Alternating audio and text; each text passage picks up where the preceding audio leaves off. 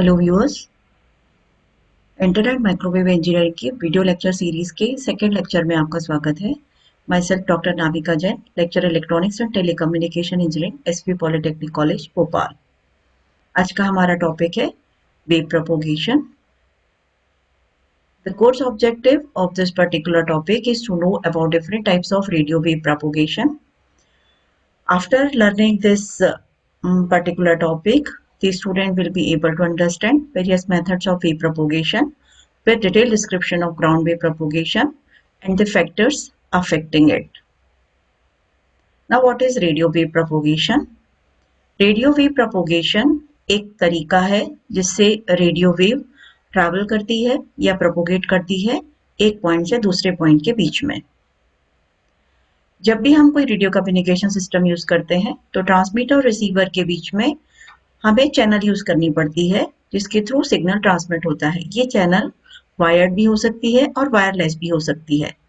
जब हम wired channel use करते हैं तो हम ट्रांसमिशन लाइन को यूज करते हैं जो पैरेलल कंडक्टर फॉर्म में भी हो सकती है, कोएक्सियल केबल के फॉर्म में भी हो सकती है और ऑप्टिकल फाइबर केबल भी हो सकती है। जब हम वायरलेस चैनल यूज करते हैं तो जो चैनल होगी उस चैनल में हम रेडियो वेव्स को यूज करते हैं। Now why we are using radio waves only? Actually जो रेडियो वेव होती हैं वो जनरेट करना उनको आसान होता है। इनमें जो ट्रांसमीटर और रिसीवर होता है उनको हमें फिजिकली अलाइन नहीं करना पड़ता, क्योंकि जो ट्रांसमीटर है उनसे जो सिग्नल ट्रांसमिट होगा वो ओमनी डायरेक्शनल रहेगा, सभी डायरेक्शन में उसका सिग्नल ट्रांसमिट होता है। ये रेडियो वेव्स जो होती हैं उनको हम इंडोर एंड आउटडोर कम्युनिकेशन दोनों के लिए यूज कर सकते हैं, क्योंकि ये बिल्डिंग्स जो हिली एरियाज हैं या जो एनवायरनमेंट है उसके थ्रू ये पास हो सकती हैं। रेडियो वेव्स लॉन्ग डिस्टेंस तक ट्रेवल कर सकती हैं, इसलिए इनको लॉन्ग डिस्टेंस कम्युनिकेशन के लिए हम यूज कर सकते हैं। रेडियो वेव्स की जो कैरेक्टरिस्टिक होती है ट्रांसमिशन की, वो फ्रीक्वेंसी के साथ चेंज होती है। यदि हम लो फ्रीक्वेंसी वेव्स यूज कर रहे हैं तो ये ऑब्स्टेकल्स के थ्रू पास हो सकती हैं, और यदि हम हाई फ्रीक्वेंसी वेव यूज कर रहे हैं तो ऑब्स्टेकल के थ्रू ये रिफ्लेक्ट हो सकती हैं। Now there are some other factors which will affect signal quality during radio wave propagation. Actually जब हम सिग्नल प्रोपोगेट करते हैं रेडियो वेव के थ्रू, तब जो रिसीवर पर सिग्नल मिलता है उस पर्टिकुलर सिग्नल में जो बहुत सारे फैक्टर्स होते हैं जिनके कारण सिग्नल की क्वालिटी चेंज होती है। इसमें फ्रीक्वेंसी एक मेन पैरामीटर होता है जिसके कारण जो रेडियो वेव प्रोपोगेशन है उसकी कैरेक्टरिस्टिक चेंज होगी और सिग्नल का जो स्ट्रेंथ है, जो उसकी डेंसिटी है, वो चेंज हो सकती है। दूसरा रीजन होता है एटमॉस्फेयर। एक्चुअली जो फिजिकल एनवायरनमेंट होता है जिसके थ्रू वेव ट्रेवल कर रही है वो फिजिकल एनवायरनमेंट वेव प्रोपोगेशन को इन्फ्लुएंस करता है, जिसके कारण अलग अलग एटमॉस्फेरिक लेयर्स में से वेव का प्रोपोगेशन अलग अलग तरीके से होगा। जब वेव फ्री स्पेस में ट्रैवल करती है तो फ्री स्पेस में जैसे जैसे डिस्टेंस बढ़ती जाती है, जो पावर होती है, पावर डेंसिटी होती है उस पर्टिकुलर सिग्नल की, वो इनवर्स स्क्वायर रिलेशन के अकॉर्डिंग कम होती चली जाती है। और क्योंकि जो सिग्नल ट्रांसमिट हो रहा है वो एक स्फेरिकल एनवायरनमेंट में मतलब वो एक स्फीयर में उसकी डेंसिटी एक सी रहेगी। जैसे जैसे आप स्फीयर का एरिया बढ़ाते जाएंगे जो पावर होगी वो कम होती चली जाएगी। इसके अलावा जब हम अलग अलग एटमॉस्फेरिक लेयर के थ्रू सिग्नल को पास करते हैं तो जो सिग्नल होता है जरूरी नहीं है कि वो एक पर्टिकुलर पाथ को फॉलो करके ही रिसीवर तक पहुंचे, ये बहुत सारे पाथ को फॉलो करके रिसीवर तक पहुंच सकता है। जब ये more than one path follow करता है तो मल्टी पाथ के कारण सिग्नल की क्वालिटी में चेंज आता है। जो टेरेन होता है, जिस पर्टिकुलर टेरेन के थ्रू जो क्वालिटी होती है टेरेन की, उसके कारण जो सिग्नल की क्वालिटी होगी जो हमें रिसीवर पर मिलेगा वो उसकी क्वालिटी भी चेंज होती है, उसमें एटीन्यूएशन देखने को मिल सकता है। जब जो रेडियो वेव है, इस रेडियो वेव के पाथ में अलग अलग ऑब्जेक्ट्स के आने के कारण डिफ्रैक्शन होता है, जिसके कारण सिग्नल में लॉस होता है, सिग्नल की जो वैल्यू होती है वो कम होती है। ये डिफ्रैक्शन कई बार हमारे लिए यूजफुल भी होता है, लेकिन नॉर्मली इसके कारण लॉस होता है। जब सिग्नल किसी पर्टिकुलर ऐसे मीडियम में से ट्रैवल करता है जो ट्रांसपेरेंट नहीं होता रेडियो वेव के लिए, तब वो पर्टिकुलर जो ऑब्जेक्ट्स होते हैं जो उसके पाथ में आते हैं, उनके कारण सिग्नल में एब्सॉर्प्शन होता है, जिसके कारण लॉस होता है। ऐसे जैसे आपका सिग्नल आप इंडोर कम्युनिकेशन कर रहे हैं, जैसे सेल्युलर कम्युनिकेशन में जब कोई भी रेडियो वेव बिल्डिंग्स फर्नीचर्स के थ्रू ट्रैवल करती है, तो जो डेंस मटेरियल होते हैं उनके कारण सिग्नल आपका एब्जॉर्ब हो जाता है और उसमें एटेन्यूएशन होता है। सिमिलरली यदि जो वेदर कंडीशन है, वेदर कंडीशन का भी वेदर कंडीशन के कारण जो एटमॉस्फेयर है उसमें मॉइस्चर कंटेंट होगा, जिसके कारण डाइलेक्ट्रिक कांस्टेंट चेंज होगा, उसके कारण सिग्नल जो हमें रिसीवर पर मिल रहा है उसकी क्वालिटी में चेंज आएगा। इसके अलावा यदि सिग्नल डेंस फॉरेस्ट में से ट्रैवल कर रहा है, तो जो फॉरेस्ट है उस फॉरेस्ट में से ट्रैवल करने पर इवन लो फ्रीक्वेंसी जो सिग्नल होता है उस पे भी एटेन्यूएशन देखने को मिलता है। Now these are the radio frequency bands. We are actually ये हम पहले लेक्चर में पढ़ चुके हैं। हम यहाँ पर इसको समराइज कर रहे हैं क्योंकि अलग अलग फ्रीक्वेंसी बैंड पर जो वेव की कैरेक्टरिस्टिक होगी, वेव प्रोपोगेशन होगा, वो अलग अलग हो जाएगा। इसमें सबसे पहला बैंड है एक्सट्रीमली लो फ्रीक्वेंसी बैंड, जिसकी फ्रीक्वेंसी 3 किलोहर्ट्ज से कम होगी लेकिन वेवलेंथ 100 किलोमीटर से ज्यादा होगी। इसके बाद आता है वेरी लो फ्रीक्वेंसी बैंड, जिसकी फ्रीक्वेंसी रेंज 3 टू 30 हर्ट्ज है और वेवलेंथ 10 टू 100 किलोमीटर है। लो फ्रीक्वेंसी बैंड की जो फ्रीक्वेंसी होगी वो 30 टू 300 किलोहर्ट्ज होगी और वेवलेंथ 1 से 10 किलोमीटर के बीच में होगी। Medium frequency band 300 kilohertz to 3 megahertz, इसकी वेवलेंथ होगी 100 metre to 1 kilometre. High frequency band 3 to 30 megahertz, इसकी वेवलेंथ होगी 10 to 100 metre. Very high frequency band, इसकी वेवलेंथ होगी 1 to 10 metre. Ultra high frequency की 10 सेंटीमीटर टू 1 मीटर और frequency range 300 megahertz से 3 gigahertz. Super high frequency 3 to 30 gigahertz, wavelength 1 to 10 centimetre only. इसी तरह extremely high frequency range पर आप जब जाएंगे तो फ्रीक्वेंसी रेंज आपकी बहुत हाई होगी, दैट इज 30 टू 300 गीगाहर्ट्ज, जबकि वेवलेंथ सिर्फ 1 मिलीमीटर से 1 सेंटीमीटर के बीच में वेरी करेगी। ये अलग अलग टाइप के प्रोपोगेशन है जो अलग अलग फ्रीक्वेंसी पर हमको मिलेंगे देखने को। पहला है ground wave propagation. Ground wave propagation में जो सिग्नल ट्रांसमिट होगा वो पर्टिकुलर वो जो सिग्नल होता है वो ग्राउंड को फॉलो करता है, इसलिए इसको ग्राउंड वेव प्रोपोगेशन बोलते हैं। इसमें जो हम फ्रीक्वेंसी यूज करेंगे नॉर्मली ELF, VLF और LF, MF फ्रीक्वेंसी बैंड जो होते हैं उनमें ग्राउंड वेव प्रोपोगेशन देखने को मिलता है। दूसरा होता है sky wave propagation. Sky wave propagation में जो सिग्नल का ट्रांसमिशन होगा, सिग्नल हमारा ट्रांसमिटिंग एंटेना से जब ट्रांसमिट होगा तो वो जो एटमॉस्फेयर में जो आयनोस्फीयरिक लेयर है उस पर्टिकुलर लेयर से रिफ्लेक्ट होकर वापस अर्थ पर आएगा। इस तरह से मल्टीपल रिफ्लेक्शन के बाद में सिग्नल रिसीविंग एंटेना पर पहुंचेगा। इसके कारण जो सिग्नल की रेंज है वो बढ़ जाएगी, आप काफी दूर तक सिग्नल को रिसीव कर सकते हैं। ये स्काई वेव प्रोपोगेशन होता है। इसका दूसरा नाम आयनोस्फेरिक प्रोपोगेशन भी है। इसको हम मीडियम फ्रीक्वेंसी और हाई फ्रीक्वेंसी बैंड पर यूज करते हैं। तीसरे टाइप का जो प्रोपोगेशन है वो स्पेस वेव प्रोपोगेशन है। इसमें जो आपके ट्रांसमिटिंग एंटेना और रिसीविंग एंटेना है ये लाइन ऑफ साइट में होंगे, इसलिए इसको लाइन ऑफ साइट प्रोपोगेशन भी बोलते हैं। इस पर्टिकुलर प्रोपोगेशन को हम VHF फ्रीक्वेंसी बैंड पर यूज करेंगे। इसके अलावा दो और टाइप के प्रोपोगेशन है, ट्रोपोस्कैटर प्रोपोगेशन और डक्ट प्रोपोगेशन। ट्रोपोस्कैटर प्रोपोगेशन एक पर्टिकुलर रीजन में ट्रोपोस्कैटर जो आपका ट्रोपोस्कैटर फिनोमेना इसको यूज करके हम करते हैं प्रोपोगेशन, और इसमें जो फ्रीक्वेंसी यूज करेंगे वो अल्ट्रा हाई फ्रीक्वेंसी होगी। Duct propagation actually microwave frequencies पर यूज होता है स्पेशली, और ये हमारा काफी एकदम जो लॉसलेस ट्रांसमिशन होता है वो डक्ट प्रोपोगेशन के थ्रू पॉसिबल होता है। Now these are the atmospheric layers. Atmosphere layer जैसे कि मैंने बताया कि अलग अलग एटमॉस्फेयर लेयर में से अलग अलग सिग्नल का ट्रांसमिशन होता है, क्योंकि यहाँ पर जो डेंसिटी होगी मॉलिक्यूल्स की वो बदल जाती है, जिसके कारण जो सिग्नल होता है, सिग्नल का पाथ, सिग्नल की कैरेक्टरिस्टिक दोनों चेंज हो जाएगी। तो जो हमारा सबसे नीचे वाला एरिया है इसको हम ट्रोपोस्फियर बोलते हैं, जिसकी हाइट होती है 0 टू 12 किलोमीटर। इस पर्टिकुलर एरिया में हमारी ग्राउंड वेव ट्रांसमिट होती है और स्पेस वेव ट्रांसमिट होती है। इस पर्टिकुलर एरिया में नॉर्मली जितनी भी आपको लिविंग थिंग्स दिख रही है, हम या जो हमारे प्लांट्स हैं, सारा इसी पर्टिकुलर एरिया मतलब इस पर्टिकुलर लेयर में ही हम सारे लिविंग बींग्स रहते हैं। दूसरी लेयर होती है स्ट्रेटोस्फियर। इसकी जो हाइट होती है वो होती है 12 टू 50 किलोमीटर। इस पर्टिकुलर रीजन में जो एरोप्लेन्स हैं, बर्ड्स हैं, ये फ्लाई करते हैं। इसके अलावा ओजोन लेयर भी इस स्ट्रेटोस्फियर में ही रहती है। इस पर्टिकुलर लेयर के बाद में नेक्स्ट आती है हमारी मेसोस्फेरिक लेयर। मेसोस्फीयर जो लेयर होती है, इस पर्टिकुलर लेयर की खास बात होती है कि इस लेयर में जैसे जैसे हम हाइट बढ़ाते जाते हैं टेम्परेचर चेंज होता जाता है और इस लेयर की हाइट होती है 50 टू 80 किलोमीटर।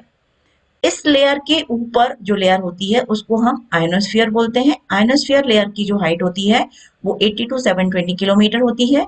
इस लेयर में एक्चुअली आयोनाइजेशन होता है और जो आयोनाइजेशन होता है वो सन के कारण होता है। जो सन में अल्ट्रावायलेट रेडिएशन होता है, उस रेडिएशन के कारण जो मॉलिक्यूल्स होते हैं वो मॉलिक्यूल्स आयंस के फॉर्म में डिकम्पोज हो जाते हैं। चूंकि एयर प्रेशर लो होता है इसलिए ये वापस से रिकम्बाइन नहीं होते और ये आयोनाइजेशन परसिस्ट करता है। इस आयोनाइजेशन के कारण जो सिग्नल का ट्रांसमिशन होता है वो सिग्नल का ट्रांसमिशन होता है हमारा स्काई वेव प्रोपोगेशन। इस पर्टिकुलर लेयर में जो टेम्परेचर होता है, एक्चुअली ये अपर लेयर है, ट्रोपोस्फियर, स्ट्रेटोस्फियर, मेसोस्फियर के ऊपर वाली लेयर है। इसमें हमें जो सन की रेज है, सन का जो रेडिएशन है वो ज्यादा रिसीव होता है, इसलिए इस पर्टिकुलर लेयर में हमको अलग अलग लेयर्स मिलेंगे जिनके थ्रू हम प्रोपोगेशन हो जिनके through sky wave propagation execute होता है। Now what is the ground wave propagation? Actually जो ग्राउंड वेव होती है, ग्राउंड वेव में जो रेडियो वेव होती है वो इस अर्थ सरफेस के जो अर्थ सरफेस होती है उसका जो कंडक्टिंग बिहेवियर होता है, उस कंडक्टिंग नेचर के कारण जो अर्थ होती है, जो वेव होती है वो इस पर्टिकुलर सरफेस के अलोंग ट्रेवल करती है। चूंकि ये वेव अर्थ सरफेस जो कर्वेचर ऑफ द अर्थ है उसको फॉलो करती है, इसलिए ये वेव माउंटेन्स के ऊपर भी ट्रेवल कर सकती है और इसको आप जो रिसीवर आपके बियॉन्ड द होराइजन होते हैं उन पर भी आप इस सिग्नल को रिसीव कर सकते हैं। Now, how this ground wave propagation actually done? जो 2 मेगाहर्ट्ज की फ्रीक्वेंसी बैंड तक की जो फ्रीक्वेंसीज होती हैं, उन पर्टिकुलर फ्रीक्वेंसी बैंड पर जो वेव होती है वो अर्थ सरफेस के अलोंग ग्लाइड करेगी और ये जो अर्थ सरफेस के अलोंग जो वेव ट्रैवल करती है वो एक्चुअली इंड्यूस करती है चार्ज अर्थ में। जिस पर्टिकुलर अर्थ के ऊपर जो अर्थ सरफेस है वो एक्चुअली कंडक्टिंग सरफेस है, तो उस पर चार्ज इंड्यूस होने के कारण वहां पर एक करंट कॉन्स्टिट्यूट होगी। उस पर्टिकुलर करंट के कारण यहाँ पर जो सिग्नल है, जो ग्राउंड वेव है, वो ट्रांसमिट होता है, आगे बढ़ता है। क्योंकि जो अर्थ की कैरेक्टरिस्टिक होती है वो अलग अलग होती है।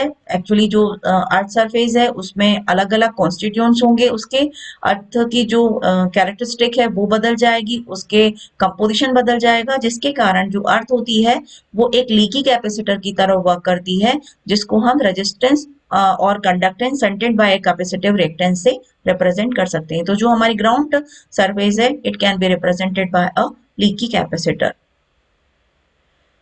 जो ग्राउंड वेव होती है, ये ग्राउंड वेव में 3 मेन वेव्स होती है। जब सिग्नल ट्रांसमीटर से रिसीवर तक जाता है तो रिसीवर पर जो सिग्नल रिसीव होता है उस पर्टिकुलर सिग्नल में 3 पर्टिकुलर वेव्स होती हैं। पहली वेव होती है डायरेक्ट वेव। जब ट्रांसमिटिंग और एंटेना फेस टू फेस होते हैं तो इनके बीच में जो वेव ट्रैवल करती है वो डायरेक्ट वेव होती है। और इस पर्टिकुलर जो वेव ये जो वेव होती है, ये इस वेव पर लोकलिटी का कोई असर नहीं होता है। यहाँ पर आप देखिएगा ट्रांसमीटर से जो वेव ट्रांसमिट हो रही है वो डायरेक्ट जाकर रिसीवर पर रिसीव हो रही है।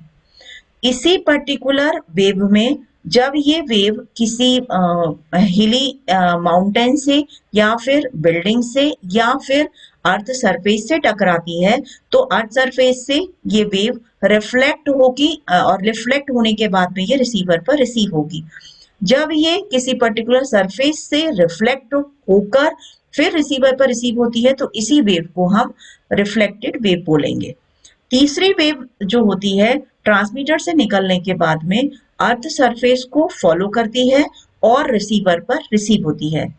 चूंकि ये जो डायरेक्ट वेव है और रिफ्लेक्टेड वेव है ये ब्लॉक हो जाती है अगर हम इन पर्टिकुलर वेव को बियॉन्ड द होराइजन अगर हम इनको रिसीव करना चाहते हैं तो they will be blocked by the block beyond the horizon, और इनके कारण जो डायरेक्ट वेव है और रिफ्लेक्टेड वेव है ये हमें ज्यादा दूर तक नहीं मिलेगी। तो ज्यादा दूर तक जो हमारा ट्रांसमिशन होगा वो एक्चुअली सरफेस वेव के थ्रू होता है, और इसी कारण से सरफेस जो ग्राउंड वेव प्रोपोगेशन है उसको हम सरफेस वेव प्रोपोगेशन भी बोलते हैं। यहाँ पर आप देखिएगा ट्रांसमिटिंग एंटेना से जो भी रेडियो सिग्नल है वो रेडियो सिग्नल स्प्रेड हो रहा है, और ये एक वेव फ्रंट है। जो वेव फ्रंट हमें जैसे जैसे हमारा सिग्नल आगे बढ़ता जा रहा है इस वेव फ्रंट में आप थोड़ा टिल्टिंग देख रहे हैं। एक्चुअली जब ये वेव ट्रांसमिट होती है तो यहाँ पर हमने आपको बताया कि कंडक्टिंग सरफेस में यहाँ पर करंट इंड्यूस होगी। इस करंट जो इंड्यूस होती है उसके कारण इस पर्टिकुलर एरिया में जो वेव फ्रंट होगा वो स्लो हो जाएगा, और इसके स्लो होने के कारण ये जो वेव फ्रंट है ये वर्टिकल ना रहकर कर्व हो जाता है, और इस तरह से ये जो कर्व है ये कर्व्ड जो होगा कर्व्ड पाथ होगा ये कर्वेचर ऑफ द अर्थ को फॉलो करते हुए आगे बढ़ता चला जाएगा और हमें सिग्नल बियॉन्ड द होराइजन भी रिसीव हो जाएगा। नाउ जब सिग्नल आपका आगे बढ़ता चला जाता है तो डिस्टेंस के साथ साथ डिस्टेंस अगर बढ़ती जाती है तो जो एटीन्यूएशन होता है मतलब जो सिग्नल की इंटेंसिटी होती है वो कम होती जाती है जिसको हम एटीन्यूएशन बोलते हैं। तो जो एटीन्यूएशन होता है वो डिस्टेंस बढ़ने के साथ साथ बढ़ता चला जाता है, मतलब सिग्नल की इंटेंसिटी कम होती चली जाएगी। यदि हम किसी ग्राउंड वेव यदि हम किसी एंटेना से ग्राउंड वेव को ट्रांसमिट कर रहे हैं तो जो ग्राउंड वेव है किसी पर्टिकुलर डिस्टेंस डी पर इसकी जो इलेक्ट्रिक फील्ड इंटेंसिटी होगी वो होगी 120 pi H T I upon lambda D. यदि इसी पर्टिकुलर पॉइंट पर जो हमारा डी डिस्टेंस पर है रिसीव ट्रांसमिटिंग एंटेना से उस पर्टिकुलर पॉइंट पर कोई हम रिसीवर या रिसीविंग एंटेना इंस्टॉल करते हैं तो उस पर्टिकुलर पॉइंट पर जो वोल्टेज होगा उस जो सिग्नल होगा उसकी वैल्यू इन दी वोल्ट होगी 120 pi H T H R I upon lambda D. तो यहाँ पर आप देखिएगा कि जो आपका वोल्टेज है इस वोल्टेज की वैल्यू ट्रांसमिटिंग एंटेना की हाइट पर, रिसीविंग एंटेना की हाइट पर, एंटीना करंट के ऊपर, वेवलेंथ पर और डिस्टेंस पर, इन फैक्टर्स के ऊपर डिपेंड करेगी।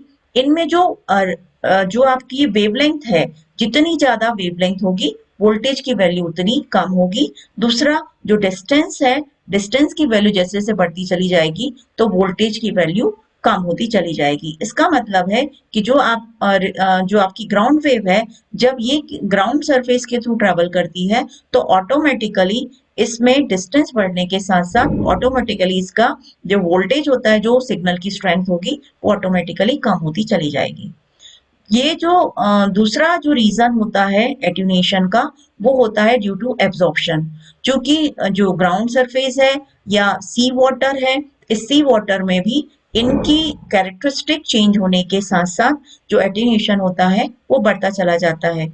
इसके अलावा जो सॉइल टाइप है जिस पर्टिकुलर सरफेस से वेव ट्रैवल कर रही है उस पर्टिकुलर एरिया में सॉइल किस तरह की है उसके ऊपर भी एट्यूनेशन जो आपका सिग्नल है सिग्नल का एट्यूनेशन डिपेंड करेगा।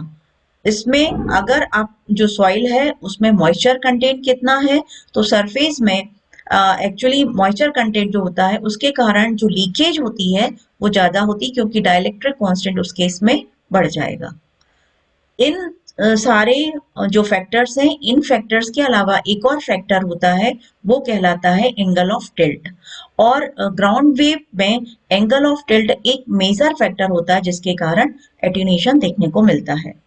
ये जो एंगल ऑफ टिल्ट होता है एक्चुअली आप यहाँ देख सकते हैं जो वेव फ्रंट है एक्चुअली वो वर्टिकल होता है। नॉर्मली ग्राउंड वेव के केस पे हम जो एंटेनास यूज करते हैं वो वर्टिकली पोलराइज्ड एंटेना होते हैं। इसका मतलब जो इलेक्ट्रिक फील्ड होगा इलेक्ट्रिक फील्ड का ओरिएंटेशन वर्टिकल होगा। वर्टिकल होने से जो वेव फ्रंट होगा दैट विल बी वर्टिकल। तो नॉर्मली जब ये wave front perpendicular to the earth surface होगा तो जो हमारा इलेक्ट्रिक फील्ड है वो परपेंडिकुलर डायरेक्शन में है। जब ये आगे बढ़ता है तो जो एटमॉस्फियर है इसमें आप देखिएगा कि यहाँ पर जो एरिया है एटमॉस्फियर में ये लेस डेंस है as compare to this area which is more dense. तो जब जो वेव होती है जब वो आगे बढ़ती है तो इस एटमॉस्फेयर की कैरेक्टरिस्टिक के कारण जो वेव फ्रंट होता है वो वेव फ्रंट आपका टिल्ट हो जाएगा डिफ्रेक्शन के कारण। तो जो डिफ्रेक्शन होता है इसके कारण ये यहाँ पर आपको थोड़ा सा टिल्ट मिला देखने को। इस टिल्ट को हम बोलते हैं एंगल ऑफ टिल्ट। और ये जो एंगल ऑफ टिल्ट है इसके कारण जो आपका इलेक्ट्रिक फील्ड है जो वर्टिकल होना चाहिए था उसका उसमें वो दो कंपोनेंट्स में डिकम्पोज होगा। पहला होगा आपका वर्टिकल कंपोनेंट, दूसरा होगा हॉरिजॉन्टल कंपोनेंट। तो जो वर्टिकल कंपोनेंट है वो तो वेव प्रोपोगेशन आगे बढ़ाएगा लेकिन जो हॉरिजॉन्टल कंपोनेंट है वो इस कंडक्टिंग सरफेस के कारण शॉर्ट सर्किट हो जाएगा और उसकी वैल्यू 0 हो जाएगी। तो जैसे जैसे आप आगे बढ़ते चले जाएंगे आप यहाँ देखिएगा कि जो एंगल ऑफ टिल्ट है वो बढ़ता चला जा रहा है। एंगल ऑफ टिल्ट बढ़ने का मतलब है कि जो आपका वर्टिकल कंपोनेंट है वो कम होता चला जा रहा है और हॉरिजॉन्टल कंपोनेंट जो वेव का है वो बढ़ता चला जा रहा है। हॉरिजॉन्टल कंपोनेंट जितना ज्यादा बढ़ेगा उतना ज्यादा ई फील्ड आपका शॉर्ट सर्किट हो जाएगा by the conducting surface of the earth और उतनी वैल्यूज की 0 होती चली जाएगी और फाइनली एक पर्टिकुलर एरिया ऐसा आएगा जिस पर्टिकुलर टाइम पर ये पूरा का पूरा वेव फ्रंट हॉरिजॉन्टली ओरिएंटेड हो जाएगा और ये कंप्लीटली शॉर्ट सर्किट हो जाएगा और यहाँ पर हमको इसके आगे कोई वेव नहीं मिलेगी, कोई सिग्नल नहीं मिलेगा। तो जो टिल्ट होता है टिल्ट एक्चुअली फ्रीक्वेंसी के ऊपर डिपेंड करता है। फ्रीक्वेंसी या यूं कहें कि वेवलेंथ के ऊपर डिपेंड करता है। जो एंटेना से सिग्नल ट्रांसमिट हो रहा है उसकी वेवलेंथ के ऊपर एंगल ऑफ टिल्ट डिपेंड करेगा और इसका रीजन होता है डिफ्रैक्शन। अब जो आपकी ग्राउंड वेव है जैसे कि हम आपको पहले बता चुके हैं कि जो ग्राउंड वेव है वो ग्राउंड सरफेस के अलोंग ट्रेवल करेगी। तो जब ग्राउंड वेव ग्राउंड सरफेस के अलोंग ट्रेवल करती है तो इसमें एब्जॉर्प्शन के कारण कुछ एनर्जी लॉस होती है क्योंकि जो ग्राउंड है वो परफेक्ट कंडक्टर नहीं है। तो इसमें जो फैक्टर्स होंगे वो होगा आपका ग्राउंड की कंडक्टिविटी या ग्राउंड का रेजिस्टेंस। दूसरा होता है टेरेन की रफनेस। टेरेन की रफनेस मतलब यदि आपके पास में ड्राई सैंडी टेरेन है या सिटी सेंटर्स हैं तो इनमें जो एब्जॉर्प्शन होता है वो बहुत ज्यादा होता है जिसके कारण सिग्नल का एटीन्यूएशन बहुत ज्यादा होगा। इसके अलावा डाइलेक्ट्रिक कांस्टेंट होता है मतलब मॉइस्चर कंटेंट कितना है आपके यहाँ उसके ऊपर भी सिग्नल की जो आपका एब्जॉर्प्शन है मतलब जो ग्राउंड वेव है वो कितनी एनर्जी को ट्रांसमिट कर सकती है रिसीवर पर वो एक्चुअली आपके डाइलेक्ट्रिक कांस्टेंट पर डिपेंड करेगा। तो जो सॉइल टाइप है सॉइल किस तरह की है और उसका मॉइस्चर कंटेंट कितना है उसके अकॉर्डिंग हमारा जो एब्जॉर्प्शन है वो अलग अलग होगा। एब्जॉर्प्शन के कारण जो लॉस होगा वो अलग अलग होगा। तो यदि जो आपकी रिच एग्रीकल्चरल या मार्सी लैंड है इस पर जो सिग्नल ट्रांसमिट होता है वाया ग्राउंड वेव वो उसकी कंडक्टिविटी चूंकि बहुत ज्यादा अच्छी होगी तो जो सिग्नल होगा उसमें एटीन्यूएशन बहुत कम होता है। इसके अलावा जो ग्राउंड वेव होती है ग्राउंड वेव्स को नॉर्मली हम सी कम्युनिकेशन के लिए यूज करते हैं। तो क्योंकि जो सॉल्टी सी वाटर होता है it is a good conductor of electricity. तो जो आपके पास में इसकी कंडक्टिविटी चूंकि अच्छी होती है इसलिए यहाँ पर जो हमको एटीन्यूएशन मिल रहा है वो बहुत कम होगा। तो जो सॉल्टी सी वाटर है वो ग्राउंड वेव के लिए अच्छा कंडक्टर माना जाता है। It will be a best conductor. इस जो सैलिनिटी होती है इस तरह से आप देख सकते हो कि जो आपका सी वाटर है उसमें सैलिनिटी कितनी है, जो आपकी ग्राउंड सरफेस है उसकी रजिस्टिविटी कितनी है, उस पर्टिकुलर एरिया में जो वाटर वेपर कंटेंट है वो कितना है, उसके अकॉर्डिंग जो हमारा ग्राउंड वेव है उस ग्राउंड वेव की एब्जॉर्प्शन पर अलग अलग असर देखने को मिलेगा। जो फ्रीक्वेंसी होती है ग्राउंड वेव प्रोपोगेशन में उन फ्रीक्वेंसी को नॉर्मली जो बैंड्स हम यूज करते हैं ग्राउंड वेव में वो होते हैं हमारे below HF band. High frequency band के बिलो जितने भी बैंड है कौन कौन से बैंड है that is ELF, LF, MF और एचएफ। एचएफ का जो लोअर रीजन है उस पर्टिकुलर रीजन को भी हम ग्राउंड वेव प्रोपोगेशन के लिए यूज कर सकते हैं। चूंकि जो आपका MF, LF और VLF बैंड होता है, इन बैंड्स में जो एटीन्यूएशन होता है it is proportional to frequency. आप फ्रीक्वेंसी बढ़ाते जाइएगा, एटीन्यूएशन बढ़ता चला जाएगा।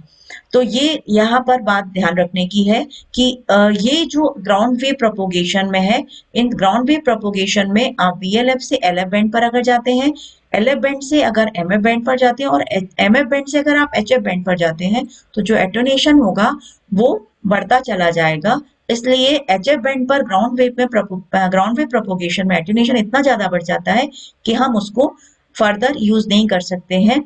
उसके लिए फिर हमें स्काई वेव प्रोपोगेशन पर जाना पड़ेगा। जो VLF ELF बैंड है, VLF और ELF बैंड, ये एक्चुअली इन पर्टिकुलर बैंड्स पर जो फ्रीक्वेंसी होती है वो बहुत कम होती है, लेकिन जो वेवलेंथ होगी वो बहुत ज्यादा होती है। तो इन पर्टिकुलर बैंड को हम चूंकि वेवलेंथ ज्यादा होती है, इसलिए इन पर्टिकुलर बैंड्स पर लॉन्ग रेंज ट्रांसमिशन पॉसिबल होता है। तो जो सिक्योर मिलिट्री कम्युनिकेशन होता है, उस पर्टिकुलर कम्युनिकेशन में, मिलिट्री कम्युनिकेशन में सिक्योरिटी पर्पज से हम VLF और ELF बैंड के थ्रू ट्रांसमिशन करते हैं। इसमें जो इफेक्ट यूज होता है, एक्चुअली जो आयनोस्फीयर की लेयर है और जो अर्थ सरफेस है, अर्थ सरफेस और आयनोस्फीयर की लेयर के बीच में एक वेव गाइड बन जाती है और उस वेव गाइड के थ्रू सिग्नल ट्रांसमिट होता है in this particular band, this is VLF और ELF बैंड। और इसके कारण जो सिग्नल होता है, जब वेव गाइड के थ्रू कोई भी सिग्नल ट्रांसमिट होता है तो उसमें एटीन्यूएशन या इंटरफेरेंस या जो आपका ट्रांसमिशन होगा उसमें डिस्टॉर्शन बहुत कम मिलेगा हमको देखने को। दूसरा जो होता है कि जो VLF से VLF, LF और MF बैंड होता है, इन पर्टिकुलर बैंड पर जो फ्रीक्वेंसी होती है वो बहुत कम होती है, क्योंकि फ्रीक्वेंसी कम होगी तो जो बैंडविड्थ अवेलेबल होगी वो कम होगी। तो लोअर बैंडविड्थ के कारण इन पर्टिकुलर बैंड्स को हम एनालॉग सर्विसेज के लिए यूज करते हैं। तो एनालॉग सर्विसेज कौन कौन सी होगी?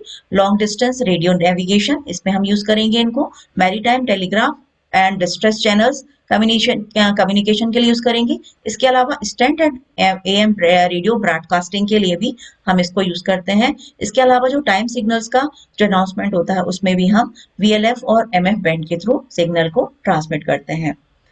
जो सिग्नल्स होते हैं, जैसे हमने आपको बताया कि जब हम लोअर फ्रीक्वेंसी रेंज यूज करते हैं तो एटीन्यूएशन कम होता है।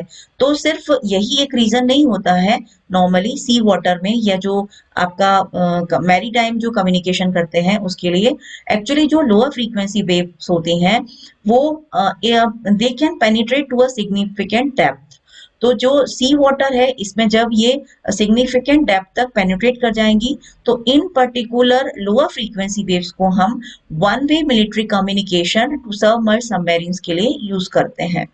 इसमें सिर्फ ये सी वाटर के लिए नहीं, ग्राउंड में भी लगभग 100 मीटर्स तक की जो डेप्थ होती है वहां तक आप इन वेव्स का पेनिट्रेशन देख सकते हो। जो फ्रीक्वेंसीज होती हैं बिलो 100 किलोहर्ट्ज, जो VLF फ्रीक्वेंसी बैंड है नॉर्मली, इस पर्टिकुलर फ्रीक्वेंसी बैंड पर जो एब्जॉर्प्शन होगा, सरफेस एब्जॉर्प्शन, वो कम होता है। जो एटमॉस्फेयर के कारण जो एब्जॉर्प्शन होता है वो कम होता है। और जो सी वाटर होता है, क्योंकि सी वाटर बहुत अच्छा कंडक्टर होता है, तो इस पर भी सरफेस एब्जॉर्प्शन स्मॉल होगा और एटमॉस्फेरिक एब्जॉर्प्शन स्मॉल होगा। तो ये जो कैरेक्टरिस्टिक है कि हमारे पास में जो लॉस है वो कम हो रहा है, तो 100 किलोहर्ट्ज का जो रेंज है, जो VLF वाली रेंज है, इस पर हम इस फ्रीक्वेंसी को यूज कर सकते हैं। इनमें जो वेवलेंथ होती है, जैसे कि मैंने आपको पहले बताया कि जो VLF बैंड होता है, वेरी लो फ्रीक्वेंसी बैंड, इसकी जो वेवलेंथ होती है वो बहुत ज्यादा होती है। तो जो वेव होती है वो लॉन्ग डिस्टेंस को ट्रैवल कर सकती है। और यदि आपने ज्यादा पावर का, मतलब हाई पावर ट्रांसमीटर अगर आप यूज कर रहे हैं, तो इन पर्टिकुलर वेव को आप राइट अराउंड ग्लोब आप सिग्नल को ट्रांसमिट कर सकते हो। इसका एक एग्जांपल है कि अगर आपने 15 किलोहर्ट्ज की वेव ली है जिसमें आपने सफिशिएंट पावर डाली है, तो सफिशिएंट पावर कितनी है आपकी? 1 मेगावाट। तो इस 1 मेगावाट पर आपका सिग्नल ट्रांसमिट हो सकता है और उसकी रेंज काफी होती है, मतलब आप काफी दूर तक इस सिग्नल को ट्रांसमिट कर सकते हैं। इसके अलावा जो लॉन्ग डिस्टेंस VLF ट्रांसमिशन होते हैं, उन लॉन्ग डिस्टेंस VLF ट्रांसमिशन में शिप कम्युनिकेशन की जो हम फ्रीक्वेंसी यूज करेंगे वो नॉर्मली होती है 10 to 110 किलोहर्ट्ज। इस फ्रीक्वेंसी इस particular long distance VLF transmission में नॉर्मली रेडियो नेविगेशन और maritime mobile communication time frequency transmission के लिए जो हम फ्रीक्वेंसी यूज करेंगे वो आपकी होगी 16 किलोहर्ट्ज और 17.8 किलोहर्ट्ज।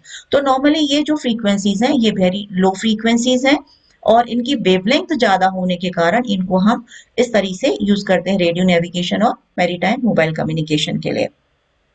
इसके अलावा ग्राउंड वेव जो होती है उसमें एक और खास चीज होती है कि यदि आप 1000 किलोमीटर तक की रेंज में अगर आपका रिसीवर है तो इस पर्टिकुलर ग्राउंड वेव में ये जो ग्राउंड वेव होती है इस पर एटमॉस्फेयर का असर नहीं पड़ता है, ये स्टेडी रहेगी और इस पर जो डायरनल है सीजनल या जो एनुअल वेरिएशन होते हैं जिनका असर हमको स्काई वेव में देखने को मिलेगा लेकिन उनका असर हमको ग्राउंड वेव प्रोपोगेशन में देखने को नहीं मिलेगा। अब जो आपकी ग्राउंड वेव है इस ग्राउंड वेव पर एंटेना जो आप एंटेना यूज कर रहे हो और उनका पोलराइजेशन किसका कितना है ये इसका बहुत ज्यादा इफेक्ट पड़ता है और इस कारण से हम जो एंटेनाज यूज करते हैं वो मोनोपोल वर्टिकल एंटेनाज यूज करते हैं ग्राउंड वेव प्रोपोगेशन के लिए। दूसरा जो पोलराइजेशन होगा वो वर्टिकल पोलराइजेशन होगा क्योंकि वर्टिकल पोलराइजेशन में हॉरिजॉन्टल पोलराइजेशन के कंपैरिजन में एटीन्यूएशन कम होता है और ये पर्टिकुलरली होता है ग्राउंड वेव के लिए। तो जब यदि इसमें आप ऐसा भी देख सकते हो कि जैसे ही आप थोड़े सी भी अगर जो आपका एंटेना है उसकी फ्रीक्वेंसी अगर बढ़ गई और आपने वर्टिकल एंटेनास की जगह उनको अगर हॉरिजॉन्टल एंटेना यूज किया तो जो एटीन्यूएशन होता है वो लगभग लगभग 60 dB तक बढ़ जाता है। तो जो आपके पास में जो मीडियम वेव ब्रॉडकास्ट स्टेशन हैं नॉर्मली जिनको हम लोअर फ्रीक्वेंसी बैंड पर यूज करते हैं चूंकि वो ग्राउंड वेव यूज करेंगे तो उनमें जो एंटेनाज होते हैं वो वर्टिकल एंटेनाज होते हैं। इसमें एक्चुअली आप देखिएगा कि जो एंटेनाज होते हैं एक्चुअली एंटेना की जो हाइट होती है वो वेवलेंथ के कंपेरेबल होगी।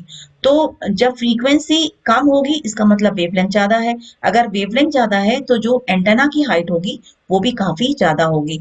तो हमें जो एंटेनाज होंगे हमारे वो बहुत ऊंचे एंटेनाज होंगे तो इनकी हाइट को कम करने के लिए फिजिकली इनकी हाइट को कम करने के लिए हम कई बार कुछ और तरीके यूज करते हैं जैसे टॉप लोडिंग यूज करते हैं, टॉप हेड यूज करते हैं या इंडक्टिव लोडिंग यूज करते हैं या इनकी जगह हम इन्वर्टेड एल एंटेनाज को यूज करते हैं। तो जो इन्वर्टेड एल एंटेनाज है नॉर्मली इनको हम एमएफ मैरिन बैंड्स पर देख सकते हैं आप इन पर्टिकुलर एंटेनाज को यूज करते हुए। Now this is the summary of ground wave propagation. तो जो ग्राउंड वेव में जो प्रोपोगेशन होगा वो ग्राउंड वेव के थ्रू होगा और इसमें जो प्रोपोगेशन होता है it is a combination of diffraction और वेव गाइड इफेक्ट। तो जो वेव गाइड बनेगी वो बनेगी अर्थ सरफेस और आयनोस्फेरिक लेयर के बीच में और जो डिफ्रैक्शन होता है जैसे कि मैंने बताया कि यहाँ पर आपका ये वेव गाइड इफेक्ट के थ्रू सिग्नल ट्रांसमिट हो रहा है और यहाँ पर डिफ्रैक्शन के कारण जो वेव फ्रंट है वो टिल्ट होता चला जा रहा है और इस टिल्टिंग के कारण ये along the ground surface travel करता जाएगा। दूसरा जो होता है कि आपका जो ग्राउंड वेव है ये along curvature of the earth transmit होती है तो जो ग्राउंड वेव है इनके through beyond the horizon propagation भी पॉसिबल होगा, सिग्नल आप वहां पर ट्रांसमिट कर सकते हो।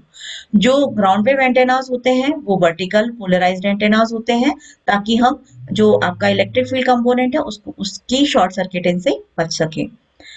इलेक्ट्रोमैग्नेटिक स्पेक्ट्रम का जो लोअर फ्रीक्वेंसी बैंड होता है उसको हम ग्राउंड वेव प्रोपोगेशन के लिए यूज करते हैं। तो जो बैंड होंगे वो ELF, LF, MF बैंड होंगे जो कि HF बैंड से कम फ्रीक्वेंसी वाले बैंड्स होंगे।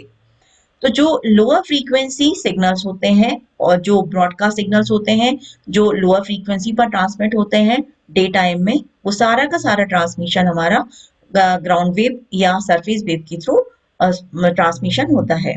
इसमें यदि आप जो सिग्नल है उस सिग्नल के अगर आप ट्रांसमीटर की पावर बढ़ा देते हैं तो जो रेंज होगी ट्रांसमिशन की वो range of transmission can be increased. Now these are the advantages of ground wave. तो इसमें आप देख सकते हैं कि अगर आपने जो ट्रांसमिट पावर है उसको आपने बढ़ा दिया ग्राउंड वेव पावर जैसे जैसे आप बढ़ाते चले जाएंगे तो जो ग्राउंड वेव प्रोपोगेशन है चूंकि ये कहीं भी मतलब इनका एक्चुअली रेंज हमारी ट्रांसमिटिंग पावर के ऊपर डिपेंड करेगी तो between any two locations of the world आप इनमें सिग्नल को ट्रांसमिट कर सकते हैं, लेकिन कंडीशन ये है कि जो ट्रांसमिटिंग एंटेना है, उस ट्रांसमिटिंग एंटेना जो सिग्नल हो रहा है उसकी पावर मतलब ज्यादा पावर वाला ट्रांसमीटर होना चाहिए। दूसरा जो है कि ये जो वेव प्रोपोगेशन होता है, इस वेव प्रोपोगेशन में जो वेव्स होती हैं दे आर मोर एफिशिएंट और उन पर एटमॉस्फेरिक कंडीशन का कोई असर नहीं होगा। तीसरा ये है कि अगर आप लो फ्रीक्वेंसी सिग्नल जब यूज करते हो तो ये जो लोअर फ्रीक्वेंसी सिग्नल्स होते हैं ये इनमें लेस एब्जॉर्प्शन होगा, तो जो सिग्नल का एट्यूनेशन है वो कम होगा। इसके अलावा जो आपका वेव है, उन वेव पर ऑब्स्टेकल्स अगर उनके पाथ में आते हैं तो they will not be obstructed during propagation. मतलब यदि आप जो ग्राउंड वेव है उसके पाथ में कोई हिल आ गया, कोई माउंटेन आ गया, तो जो वेव होगी वो उस हिली एरिया से या माउंटेन से भी ट्रेवल कर जाएगी और सिग्नल आपको दूसरी साइड पर आपको सिग्नल का रिसेप्शन मिल जाएगा। डिसएडवांटेजेस क्या क्या है? जो आपका ग्राउंड वेव है इसको हम हाई फ्रीक्वेंसीज बैंड पर यूज नहीं कर सकते हैं। नॉर्मली इन्हें हम सिर्फ ELF, BLF, LF और MF बैंड्स पर, मतलब लो फ्रीक्वेंसी बैंड्स पर ही सिर्फ इसको यूज करते हैं, क्योंकि अटेन्यूएशन बहुत बढ़ जाता है फ्रीक्वेंसी बढ़ने के साथ में। दूसरा है कि जो एंटेनाज होंगे आपके वो वर्टिकल पोलराइज्ड एंटेनाज ही होंगे, हॉरिजॉन्टल पोलराइज्ड एंटेनाज को आप इसमें यूज नहीं कर सकते हो। अगर आपको रेंज बढ़ानी है तो पावर बढ़ानी पड़ेगी। अगर आप रेंज कम रखते हो तब आपको जो ट्रांसमिशन पावर यदि आपकी कम है तो आप थोड़ी दूर तक सिग्नल को ट्रांसमिट कर सकते हो, ज्यादा दूर तक आप सिग्नल ट्रांसमिट नहीं कर सकते हो। चूंकि फ्रीक्वेंसी कम होती है, वेवलेंथ ज्यादा होगी, तो जो एंटेनास हमें चाहिए है उनकी हाइट काफी ज्यादा होगी, मतलब जो एंटेनास होंगे they will be large antennas. इसके अलावा जो जिस पर हमारा कंट्रोल नहीं है एक्चुअली, कि जो ग्राउंड सरफेस है उस ग्राउंड सरफेस में जो लॉसेस होते हैं एक्चुअली वो सरफेस के ऊपर डिपेंड करेंगे, सरफेस के मटेरियल पर, सरफेस के कंपोजिशन पर कि उसमें कौन सा मटेरियल है और किस तरीके का कंपोजिशन है, उसके ऊपर इसके लॉस मतलब डिपेंड करते हैं। तो हम एक यूनानिमस नहीं बोल सकते या यूनिफॉर्म ऐसा नहीं बोल सकते हैं कि इन दो पर्टिकुलर जो आपके किसी भी दो पर्टिकुलर पॉइंट के बीच में लॉस इतना होगा। ये लॉस जो होगा वो अलग अलग जगह पर अलग अलग हो सकता है। Now, what are the applications of ground wave propagation? Actually, mid 1920s के पहले जो वायरलेस टेलीग्राफी होती थी उसमें हम लो फ्रीक्वेंसीज यूज करते थे सिग्नल ट्रांसमिशन के लिए। तो जो लॉन्ग वेव बैंड्स होते थे उनमें हम ग्राउंड वेव प्रोपोगेशन के थ्रू ही सिग्नल का ट्रांसमिशन करते थे। दूसरा जो है कि वो लोकल रेडियो कम्युनिकेशन कवरेज जो होता है बाय रेडियो ब्रॉडकास्ट स्टेशन, एक पर्टिकुलर लोकेलिटी में इस रेडियो ब्रॉडकास्ट स्टेशन के में जो हम सिग्नल यूज करेंगे वो हमारा ग्राउंड वेव प्रोपोगेशन होगा। इसके जो सिक्योर मिलिट्री कम्युनिकेशन होता है या one way from military to submerged submarines के लिए जब हम सिग्नल का ट्रांसमिशन कर रहे हैं तो उसमें भी हम ग्राउंड वेव प्रोपोगेशन का यूज करेंगे। स्टैंडर्ड AM ब्रॉडकास्टिंग के लिए ग्राउंड वेव प्रोपोगेशन यूज होगा। To provide regional coverage on long and medium wave bands, आज भी इसको यूज करते हैं हम। जो लॉन्ग डिस्टेंस VLF ट्रांसमिशन होगा सिर्फ कम्युनिकेशन में, उसमें हम ग्राउंड वेव प्रोपोगेशन यूज करेंगे। Radio navigation, maritime mobile communication, इसमें ग्राउंड वेव प्रोपोगेशन यूज होगा। टाइम फ्रीक्वेंसी ट्रांसमिशन में ग्राउंड वेव प्रोपोगेशन यूज करेंगे। और इसके अलावा जो लो बैंडविड्थ एनालॉग सर्विसेज हैं उनमें हम ग्राउंड वेव प्रोपोगेशन यूज करते हैं। मैरीटाइम टेलीग्राफ और डिस्ट्रेस चैनल्स का जो ट्रांसमिशन होता है वो भी ग्राउंड वेव प्रोपोगेशन के थ्रू होगा। Now these are the books for further readings. So or this is the website, you can refer it. Actually जो रेडियो प्रोपोगेशन होता है, वेव प्रोपोगेशन होता है, ये रेडियो कम्युनिकेशन सिस्टम की डिजाइन के लिए कि हमारा जो सिस्टम है उस पर्टिकुलर सिस्टम में हम कौन सी फ्रीक्वेंसी यूज करें, कौन सा एंटेना यूज करें, किस पर्टिकुलर लेयर से वो सिग्नल ट्रांसमिट होगा, उसमें लॉस कितना होगा, उस लॉस का कैलकुलेशन हमें अगर करना है, या जो हमारा सिग्नल हो रहा है उसमें किस तरीके के डिस्टॉर्शन हमको मिलेंगे, सिग्नल का हमारा ओरिएंटेशन किस तरीके का होना चाहिए, इसके डिजाइन के लिए वेव प्रोपोगेशन की जानकारी होना बहुत जरूरी है। तो इसलिए इस पर्टिकुलर पॉइंट ऑफ व्यू से ये टॉपिक काफी यूजफुल है। Now thank you.